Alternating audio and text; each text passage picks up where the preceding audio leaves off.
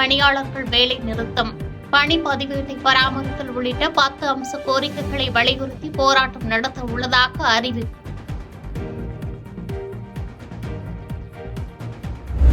அரசு பள்ளிகளில் கழிவறை வசதி முறையாக இல்லாத நிலையில் கார் பந்தயம் தேவையா?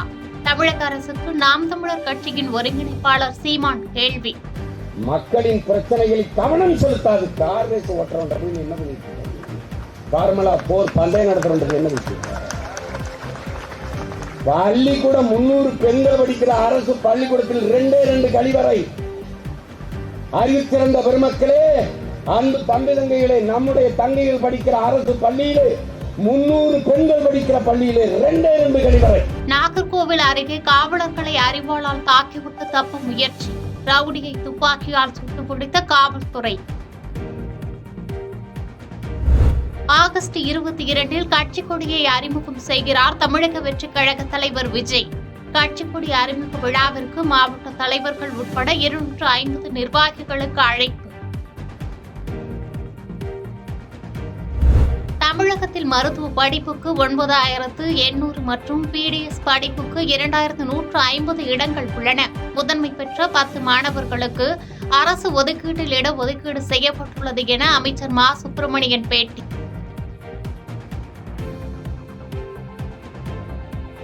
முன்னாள் முதலமைச்சர் ஜெயலலிதாவுக்கு அதிமுக இரங்கல் கூட்டம் நடத்த இருக்கிறதா?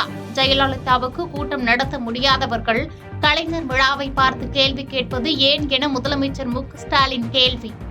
பாக்கெட்ல எல்லாம் படத்தை வச்சுக்கிட்டு பூஜை பண்ணிட்டு இருக்காங்க.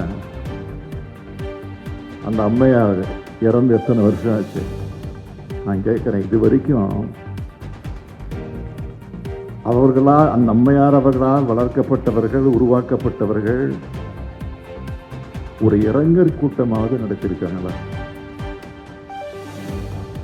அம்மாவுக்கு ஒரு இரங்கற் கூட்டம். கிருஷ்ணகிரியில் பள்ளி மாணவிக்கு பாலியல் தொல்லை கொடுத்த வழக்கில் மேலும் ஒரு ஆசிரியை கைது. என்சிசி பயிற்சிக்கு 17 மாணவிகள் சென்ற நிலையில் 13 மாணவிகள் பாலியல் தொல்லைக்கு ஆளானதாக விசாரணைகள் அதிர்ச்சி.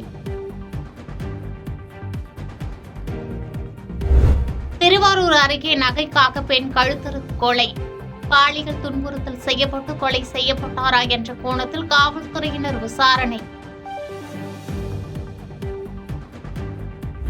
நில ஒதுக்கீடு முறைகேடு வழக்கில் ஆளுநரின் உத்தரவை எதிர்த்து கர்நாடக உயர்நீதிமன்றத்தில் அம்மாநில முதலமைச்சர் சித்தராமையா வழக்கு. ஆளுநரின் நடவடிக்கையை கண்டித்து மாநிலம் முழுவதும் காங்கிரஸ் கட்சியினர் போராட்டம்.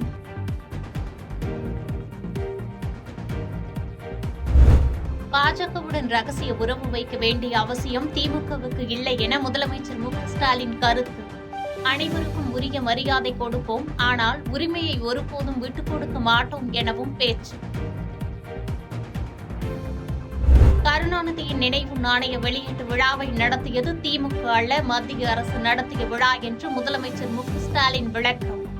மறைந்த தலைவர்கள் அண்ணாதுரை, எம்ஜிஆர் ஆகியோர் நினைவு நாணயங்களிலும் இந்தி மொழி இடம்பெற்றுள்ளதாகவும் விளக்கம். மத்திய அரசு நடத்தும் நிகழ்ச்சி என்பதால் ராகுல் காந்தியை அழைக்கவில்லை என முதலமைச்சர் மு க ஸ்டாலின் விளக்கம். மறைந்த எம்ஜிஆர் நினைவு நாணய வெளியீட்டு விழாவுக்கு இபிஎஸ் அழைத்தும் மத்திய அமைச்சர்கள் யாரும் பங்கேற்கவில்லை எனவும் விமர்சனம். கோயம்புத்தூர் மற்றும் நீலகிரி மாவட்டங்களில் இன்று ஓரிரு இடங்களில் மிக கனமழை பெய்யக்கூடும்.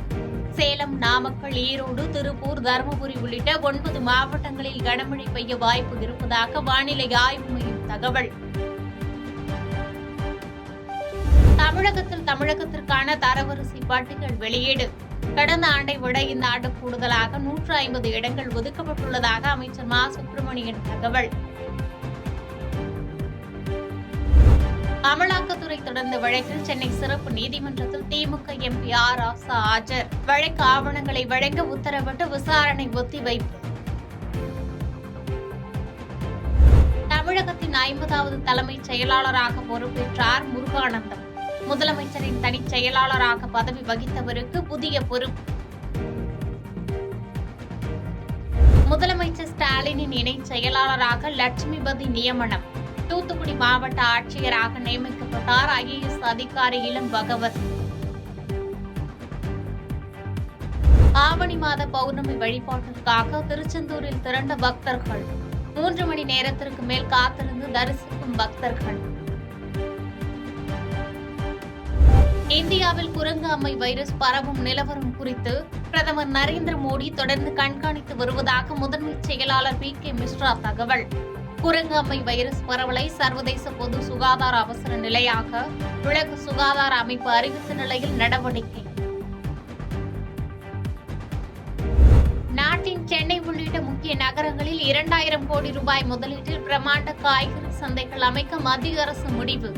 இடைத்தரகர்கள் தலையீடு இன்றி விவசாயிகளிடமிருந்து நேரடியாக நுகர்வோருக்கு நியாயமான விலையில் காய்கறிகள் கிடைக்கும் வகையில் நடவடிக்கை.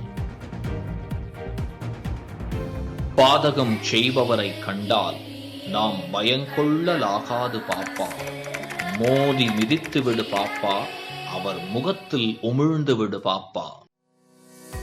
அண்மை செய்திகளை உடனுக்குடன் தெரிந்து கொள்ள இணைந்திருங்கள் இயம்நாடு தொலைக்காட்சியுடன்.